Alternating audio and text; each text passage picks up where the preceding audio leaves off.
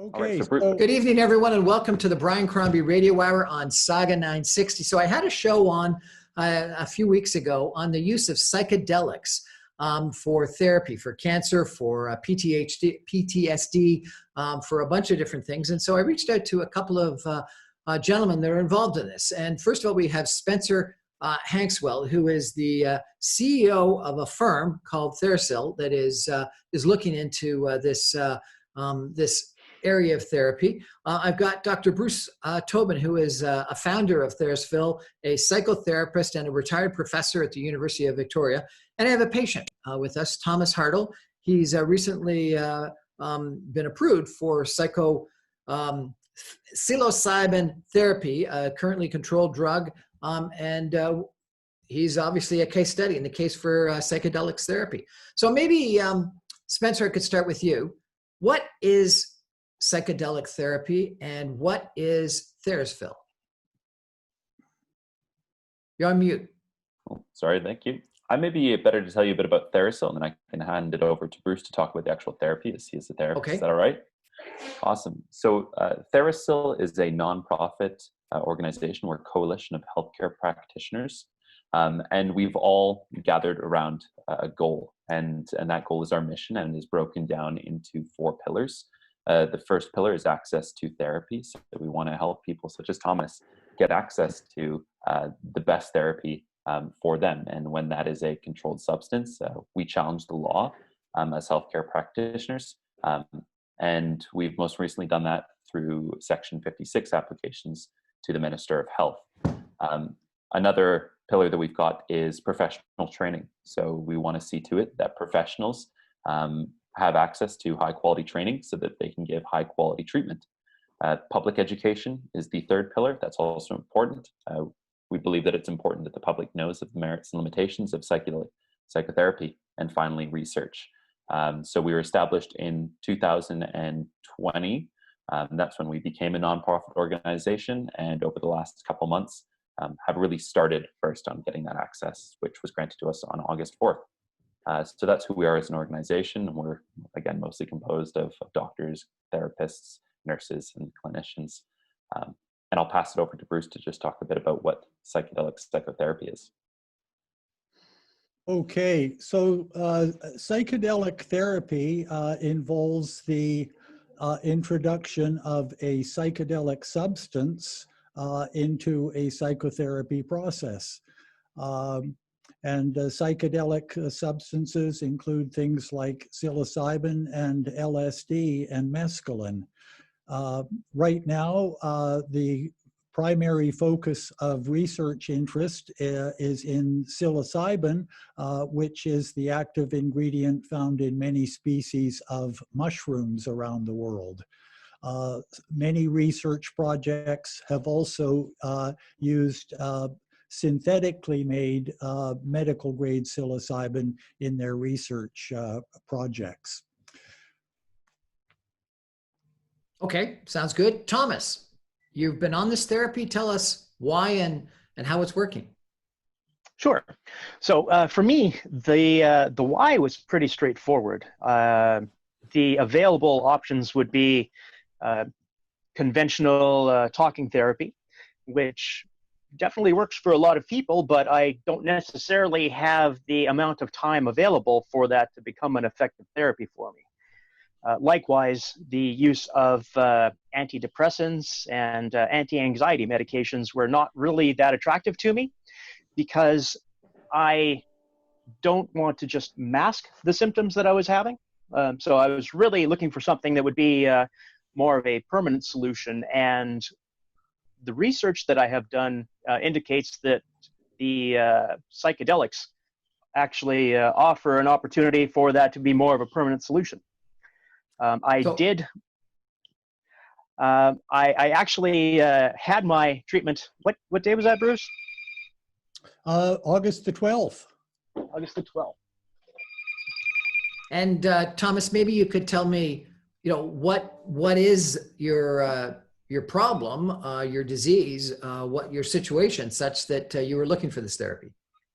Yes, of course. So I am a stage 4 colon cancer patient. I have had stage 4 cancer since 2016.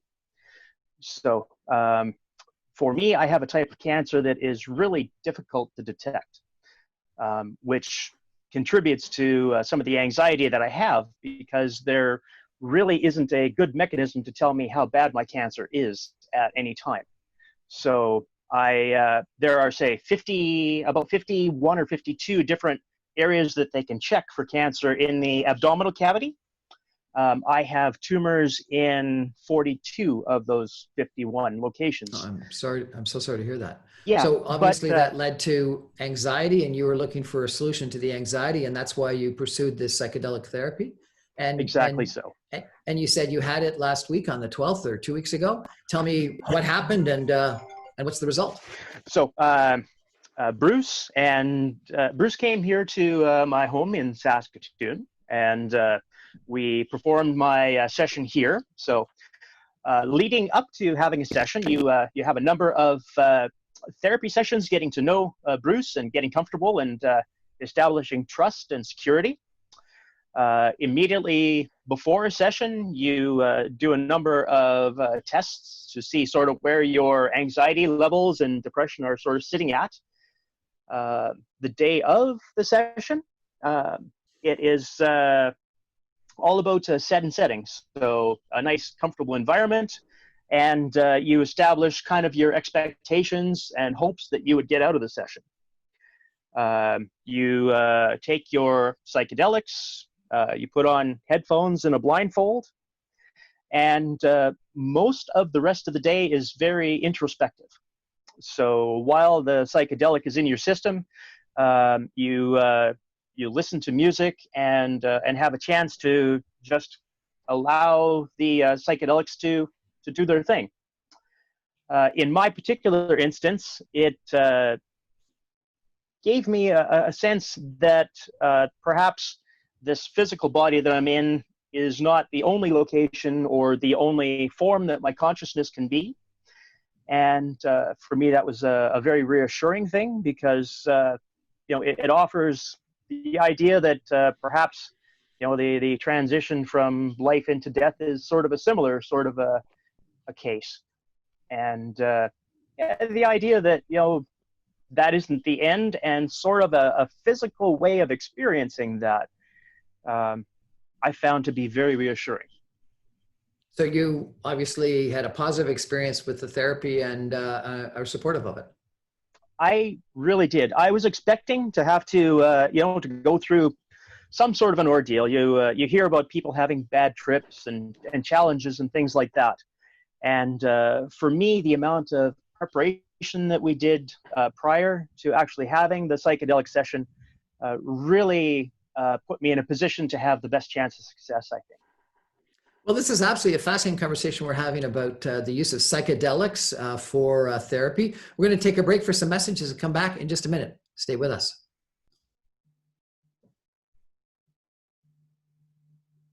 Welcome back to the Brian Crombie Radio Hour on Saga 960. You know, it's interesting because we've had a couple of shows over the course of the last little while about cannabis, about psychedelics, about COVID-19, about depression, about anxiety, about PTSD, etc. And so I'm finding this conversation really quite interesting. So I'm joined today by three gentlemen that are all involved in psychedelics for therapy. Spencer Hoxwell is the CEO of a company by the name of TheraPsil, that is a company established, or an organization, not-for-profit, established for the promotion of psychedelics for therapy. One of the co-founders is Dr. Bruce Tobin, a retired professor from the University of Victoria and a psychotherapist. And we're joined also by a patient, Thomas Hartle, who's recently gone through a psychedelic therapy. Maybe, Bruce, I could turn to you. Could you give us, if possible, sort of an overview? When you talk about psychedelics, I'm reminded of like Thomas O'Leary, I think was his name, or is it Thomas Leary? I can't remember now. Tell us a little bit of the history of the use of psychedelics for therapy, if you could. Yeah, sure. Psilocybin mushrooms were discovered by the Western world in the mid-60s by an amateur mycologist, an American banker, who was traveling in Mexico and happened to meet a famous shaman, Maria Sabina. She is referred in some cases to as a mushroom shaman, and he was really the first person in European North America to partake of mushrooms in a ceremony in a small town in Mexico. He was very interested in his experience. It was absolutely unlike anything he'd ever experienced before. And he brought news of the magical properties of psilocybin mushrooms back to North America. So the introduction of psilocybin created a vast interest among medical researchers looking for new treatments for mental health issues. And so psilocybin began to be researched by major medical teams. And between about mid-1965 and the early 70s, there were approximately 40,000 Americans who went through research trials of one kind or another involving psychedelic medicines. But there was some misuse of psilocybin and other psychedelics by the so-called hippie generation in the late 60s and early 70s. That led to a fair amount of political fear around them, and Richard Nixon proclaimed the foremost ambassador of psychedelics at the time, Timothy Leary. Timothy Leary. Yes, I forgot the name. Leary. He said that Timothy Leary was the most dangerous man in America, and there was a great political move to ban psychedelic substances and shut down all the research. So, and Timothy Leary was a researcher, or what was his background? He began as a psychology professor at Harvard University. At that time, it was believed that the therapeutic properties of psychedelics lay in the medicines themselves, and it was believed that all you had to do to have an enlightening experience was take a bunch of mushrooms. That proved not to be very true for psychotherapy. And now, after 40 years, we've seen a real resurgence in the research, beginning just in about 2007 at UCLA, when Charles Grobe published the first paper involving the use of psilocybin as a treatment for what he called existential distress for terminal cancer patients. And what is existential distress? Yeah, that's and it's sometimes called end of life distress. That's the nasty combination of depression, anxiety, demoralization, hopelessness, and helplessness that often follows for a patient after the diagnosis of a terminal illness. And is this process that one goes through a process of self-realization, or I guess I need some help in understanding what exactly. Yeah, I think a good way of explaining this is to say that psychedelic medicines relax the mind. The patient enters a kind of waking dream state in which their inner thoughts, emotions, and body sensations are much more available to them. Often memories will surface that people haven't thought about for years. One's true feelings tend to come out and become much more available to them. And negative belief systems that tend to keep people trapped in counterproductive and pain-producing ways of thinking, those beliefs are relaxed to allow for the emergence of new perspectives on one's life situation.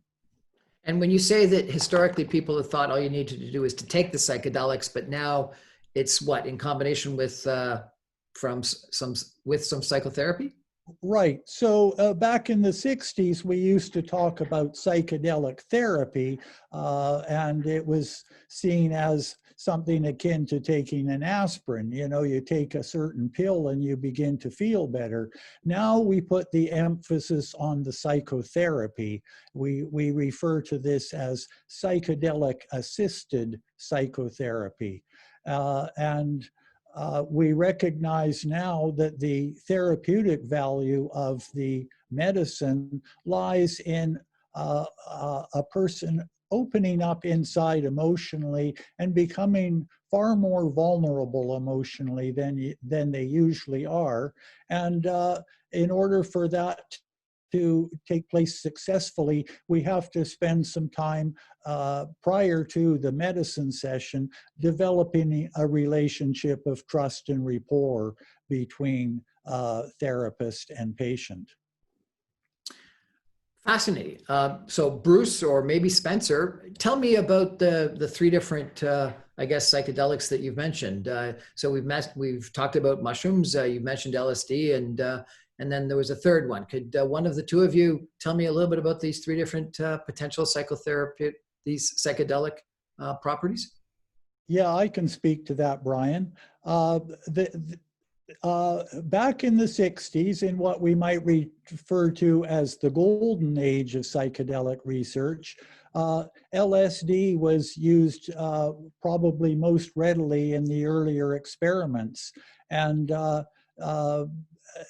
there was a great deal of clinical success shown with LSD, but LSD came out of the laboratories and became a street drug, and it was misused and abused by many people in the so-called hippie generation, and so was seen to be a dangerous drug.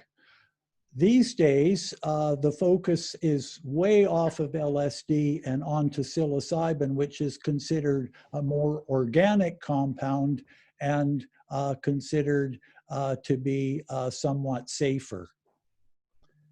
And have you studied the two, and is that true? I've read the research in a lot of detail, and I can understand that psilocybin is preferred today, partly because the medicine session tends to be shorter, perhaps a 4 to 6 hour session with psilocybin, as opposed to LSD, which might take a 7 to 10 hour session and be much more likely to require overnight stays. And so psilocybin sessions can be conducted much more easily on a day outpatient basis. And the third psychedelic you mentioned was what? I think I only mentioned the two, psilocybin and LSD. There are others, mescaline and peyote, which these days are not receiving much research attention at all. Why is that? Because I think most researchers realize that psilocybin is doing an extremely good job as a therapeutic agent. Okay, and so Spencer, obviously you got interested in this area, and tell me what it is your organization is doing. Yeah, absolutely. We are an advocacy organization, and we educate and support patients. That's really what this is all about, is helping people get access to the medicine that they need. So that's what we do. We support patients as long as they meet our criteria right now. And that criteria is that they are a resident of Canada, they have a terminal diagnosis or receiving palliative care, or are in remission from a cancer diagnosis. As a result of their diagnosis, they experience this end-of-life distress that Bruce was talking about, the combination of anxiety, depression, and demoralization. These people also must be interested in trying psilocybin, and have identified a potential source. And finally, we would hope that they have tried other treatments, but we're looking for those that have not successfully responded to treatments available. So what we do is we educate these people on their rights and their ability to file a Section 56 application. It's important to note here too that these Section 56 applications are on the basis of compassion, and they are granted by the Minister of Health and her office, the Office of Controlled Substances. So what this really looks like is we do an inclusion criteria form to make sure that psilocybin is right for those that are interested in reaching out to us. We connect those people with a therapist and a doctor who can support their applications. And then we help that person write that application and send it into Health Canada. Essentially, it is all a combined effort between the patients, the doctors, ourselves, TheraPsil, and Health Canada. And so we work with all of them to ensure that patients are getting access in a timely manner. Spencer, what's your background? How did you get involved in such a therapeutic area? I'll have to give a big shout out to my mother here. She is the director at a hospital in Toronto and is director for palliative care and mental health. So this has been something that's been talked about the Hoxwell family dinner table for a long time. Kind of interestingly enough too, Terence McKenna, kind of one of the godfathers of psychedelic research and medicine and anthropology, really wrote this book, Food of the Gods, talking about mushrooms. And at the summer camp I went to, it was one of the very first books I ever read. And so I've always had an interest in this. And certainly, being young myself and following the new research that's showing that you can use organic substances and psychedelics to treat many of the mental health issues that are plaguing people my age, and that's becoming ever more clear that we do live in a society that's in need of help, in need of a mind, body, and spiritual connection. It just became something that I was deeply interested in. So before this, I was working in tech and software and organizational management. I think Bruce and I met back in September of last year. Just sat down at his house overlooking the ocean and talked about what we wanted to build here. And sure enough, it all kind of pieced together with a fantastic team at TheraPsil. So that's kind of my background. And your organization is only working with psilocybin, is that correct? Not LSD? Yes, at the moment we're working with psilocybin. We really think that it's safe enough. There's enough research behind it to support this in the future. Who knows what might change? But for now, yes, it's just psilocybin. And similarly, only with cancer patients, or are you, as I mentioned on the top, I've heard that this is being used for PTSD and depression and other diseases. What's your focus? So right now our focus is on end of life. So people with terminal diagnoses are receiving palliative care or in remission for cancer. We do also hope to expand this as both research matures and as we start to see it safely being administered to Canadians with terminal diagnoses. I think again here it's really important to realize that this is not always about research. It's oftentimes about compassion. And our government and politicians and other Canadians can seek compassion for those who need it. So if you have someone like you were talking about, I think you were speaking perhaps on a past radio show or a past session with folks suffering from PTSD, this is certainly a substance that may help people with PTSD or severe depression or anxiety. Certainly many of the symptoms that someone with end-of-life distress might experience, such as depression or anxiety, are present in those that are not at end of life. So we really do hope that in the future it moves that way. But for now, we realize it's important to focus on end of life. Where does one get these psychedelics? Do you help them purchase it? So we do not support it. Unfortunately, it's illegal to sell and purchase psilocybin, but perhaps this would be a better question for Thomas. Thomas, where do you get the product? You're on mute, Thomas. I apologize. Yes, in my case, I had to grow my own mushrooms. So where it is illegal to buy psilocybin, it is the psilocybin itself that is illegal. So you can legally purchase mushroom spores, which do not contain any psilocybin, and those are fine until you actually produce a mushroom. So in my case, it's legal for me to have that, so I have grown my own medicine. Excellent. Bruce or Thomas, is that the way that most people get their access to the psilocybin, or are there companies actually manufacturing it, growing it, manufacturing it, and supplying it? Well, there is at least one company that has been selling psilocybin mushrooms for therapeutic purposes online for over a year. I have not heard of any moves against them by law enforcement or government.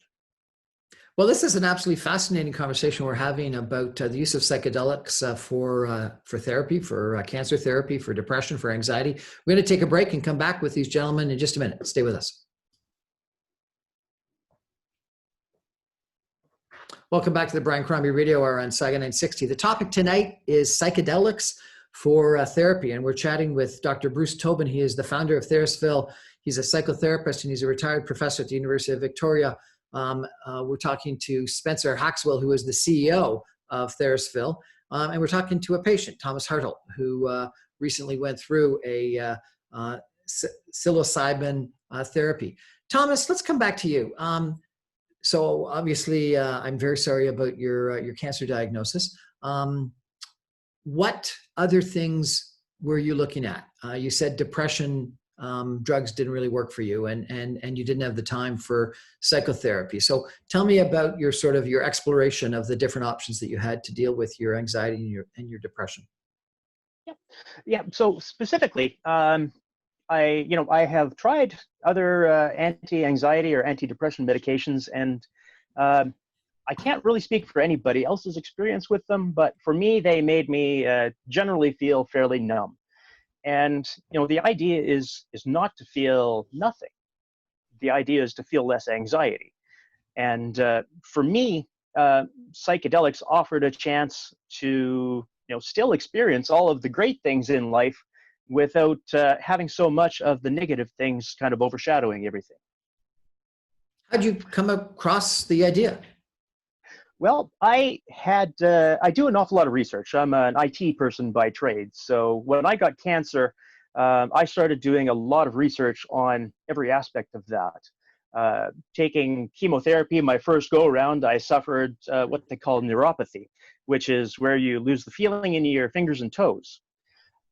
Looking for a kind of solution for that, because there isn't anything to treat that.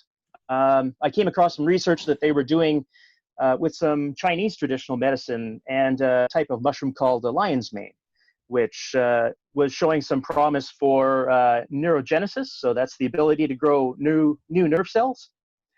And they were using that for treating conditions like I had. While I was doing a search for mushrooms and cancer, I came across the research at Johns Hopkins where they were using the psilocybin mushrooms for end-of-life cancer anxiety. So that was my first introduction to even the idea that you could use a psychedelic as an actual valid therapy for something. And from that point, I did an awful lot of research studying the different studies at Johns Hopkins. There were some out of California, some out of New York. And they were talking about rates of something like 80% for a single use of a psychedelic, and people finding very successful returns on that investment. And to me, 80% seems like something that you just can't ignore reasonably. So I looked into it further. I started looking for where I might be able to obtain psilocybin here in Canada. And as a part of that, I came across TheraPsil, who were very helpful in helping me to find out what types of things that I needed to include in my application process, the forms that emails need to take, and who I needed to contact to do this Section 56 exemption. And so then you said that from there. Go ahead. I'm sorry. Yeah, from there, I made my application to the minister, and within a couple of months, in my particular case, the Department of Controlled Substances and the minister were responsive and helpful to the process.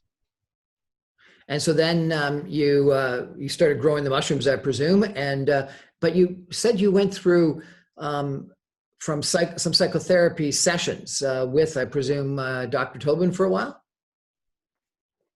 That's correct. So in the weeks leading up to this type of therapy, you need to have a few sessions where you establish trust. You need to establish what your expectations are for what you're going to get out of the psychedelic, because you have to have, a reasonable expectation of what they can do for you. I mean, it's not magic. There is science involved behind this, and if you may be disappointed in that, but if your expectations are reasonable, there's a very good chance that you will have some success out of this therapy. And will you do it again? I would absolutely do it again. For me, the difference from the way I felt the day before to the way I felt the day after is, I mean, it's really amazing. I honestly did not expect to have that level of relief and release.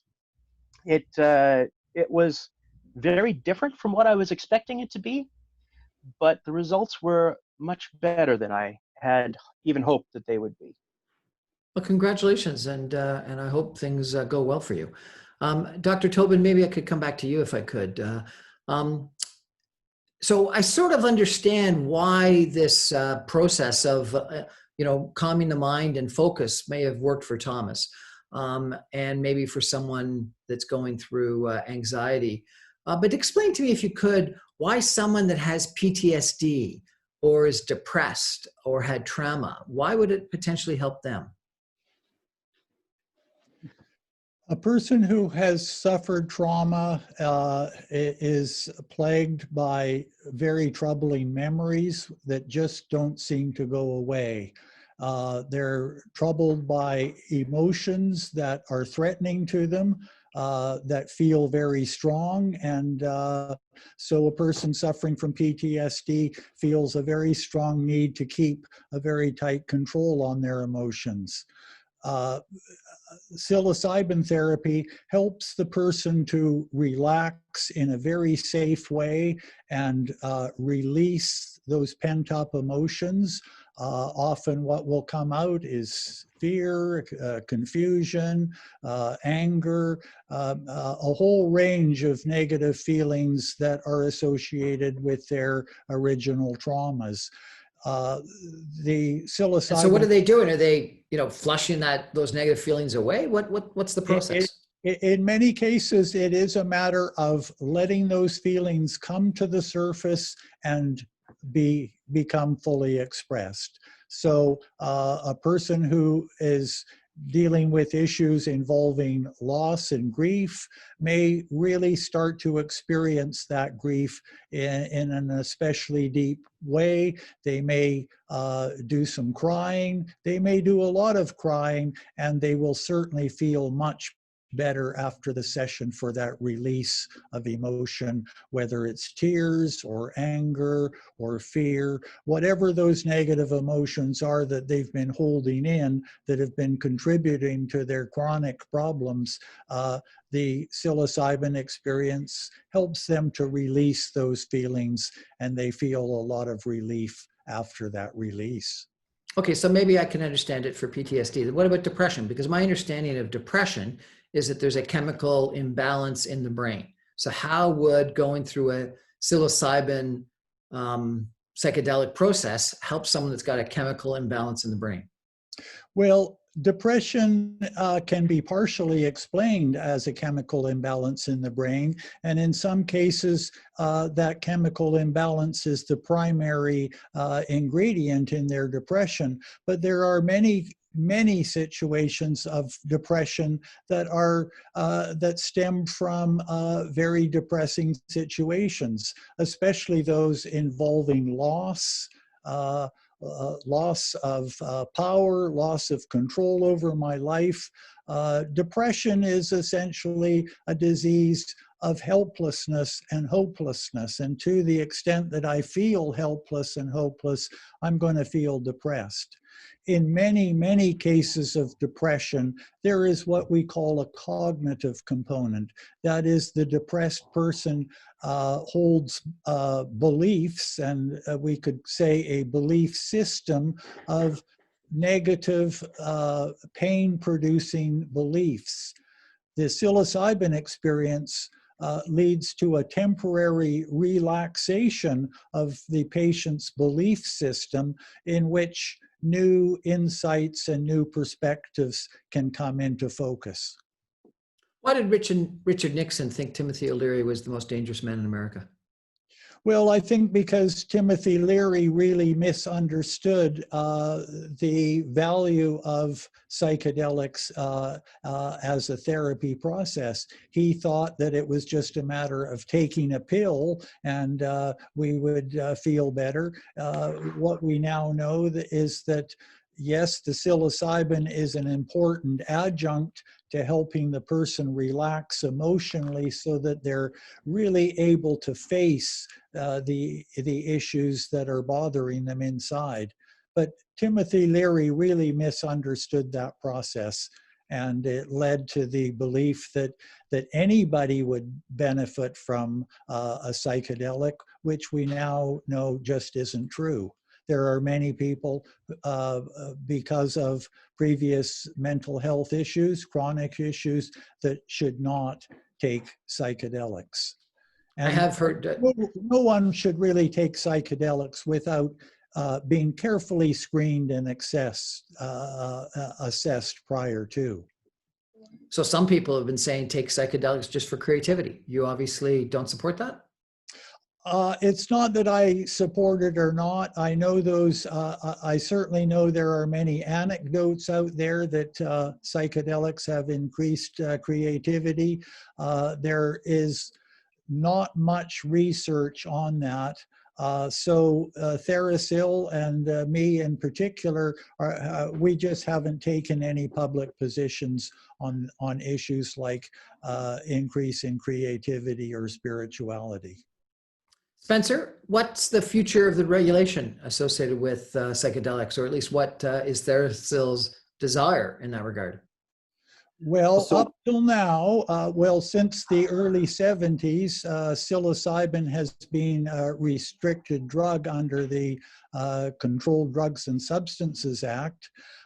So it's been restricted up until August the 4th, when the first patient since the 70s got an approval to legally use it. So going forward, we expect that many other patients, in addition to the first 4 patients, will receive approvals to their applications. But we see in the future that things will likely go in the same direction legally that things have gone for cannabis. It started out as requiring individual exemptions from individual patients. Now that led to new regulations that have now placed the decision to use cannabis between a doctor and their patient.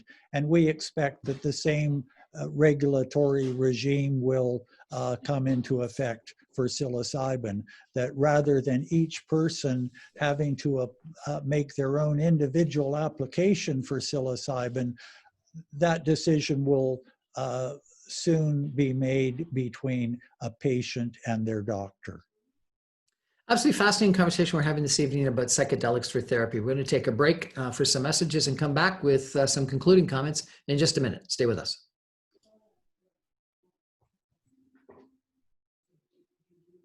Well, tonight we're chatting about psychedelics and Timothy Leary, who was the most dangerous man in America, according to Richard Nixon. Actually not, we're not talking about that. We're talking about how psychedelics can be used for therapy. And it's been interesting because Thomas has a patient that has used psychedelics recently and has found it extremely helpful. Bruce Tobin, Dr. Bruce Tobin, professor at University of Victoria, retired, was the gentleman that I guess helped Thomas through the process. And Spencer Hoxwell is the CEO of a company, an organization that is advocating for and lobbying for psychedelics. So Spencer, tell me what the regulatory framework is now, where you want to take it, and do you think Dr. Tobin is right that this is sort of going to follow the cannabis route, that it's going to go from illegal to legal, but doctor prescribed to potentially recreational? What's your sense of things? Yeah, I mean, we're in a good situation here. You know, we're kind of standing on the shoulders of giants as far as, you know, is this going to follow cannabis? We know what didn't work for cannabis, and psilocybin is also quite different from cannabis as well.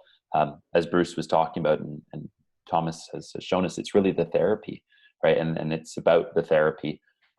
So unlike cannabis and just having products, we've got to make room for therapists and doctors and healthcare practitioners here as well. I certainly think that a good next step would be Health Canada and our regulators thinking about some way to make this more accessible to patients instead of on an application by application basis. There certainly may also be a broader indication of diseases that this could be used for, broader indication of specifically mental health issues that psilocybin could be used for. So we'd love to see that broadened a bit. Most certainly our next steps as far as an organization is going to be to help more patients get their application approved. And Did I understand from Bruce that there's only been 4 people that have been approved in the last month? That's right. So 4 people have been approved, and we've had on our website, you know, just mass amounts of individuals messaging us asking for it for a whole bunch of different reasons. So certainly we want to also make this very clear to Health Canada, who's asking for this, right? And how people are using it. I think as Bruce said too, there are other companies online that are selling mushrooms and people are using them for many different reasons. What we're planning to help is for end-of-life treatment. But certainly there's lots of demand out there. So I think part of good advocacy is showing what the demand is, right? Showing our regulators who wants this and how it may be able to help them. So that's kind of the next steps as far as helping more people. And of course, like I said, getting this access to healthcare practitioners so that they can become trained with it. You know, this is a bit different, unlike prescription drugs, and maybe this is the way it should be.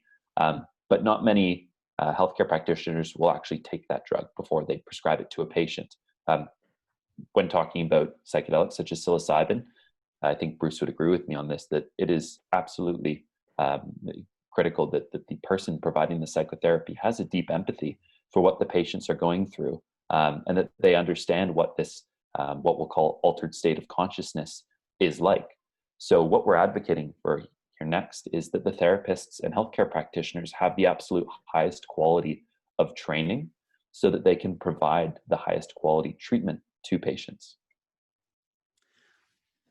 Fascinating.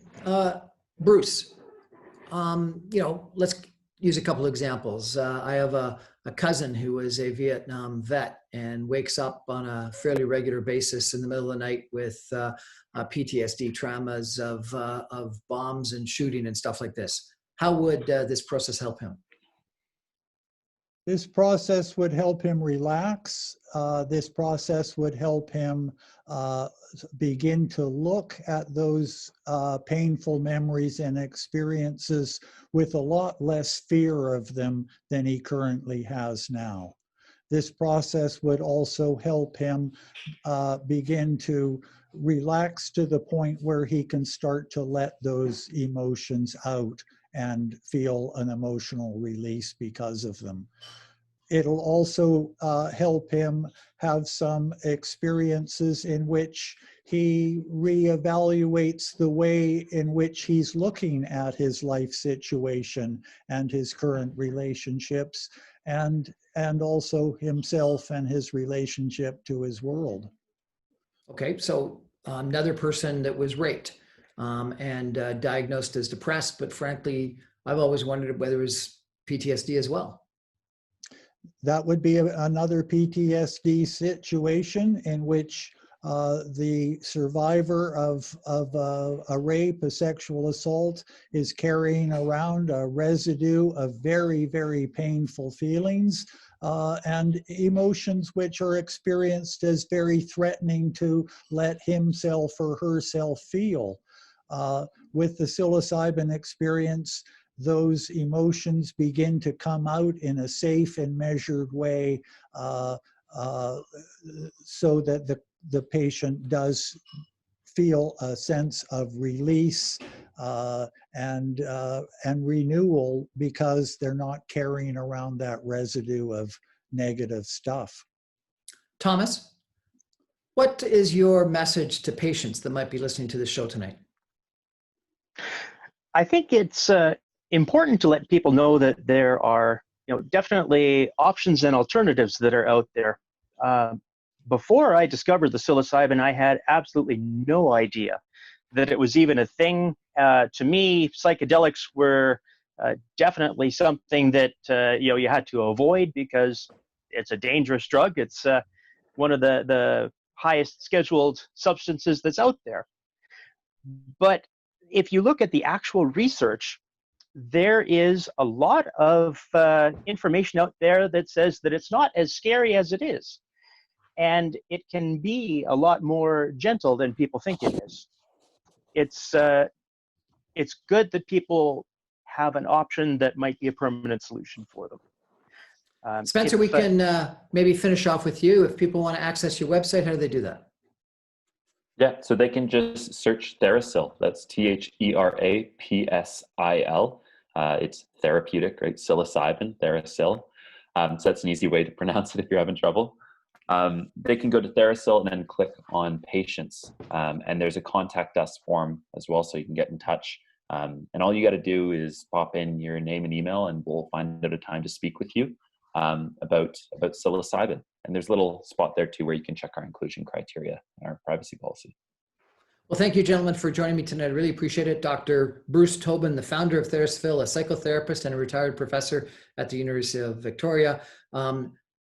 Spencer Hoxwell, who is the CEO of TheraPsil, this organization that is advocating for patients, and Thomas Hartle, a patient that's recently been approved, I guess, of 4 to do psilocybin therapy, currently a controlled drug substance that he got a section, whatever it was, 56 approval for. And Thomas, I apologize for cutting you off. What an unbelievably interesting story. Thank you so much for sharing that with us. I know you'll have an impact on some people.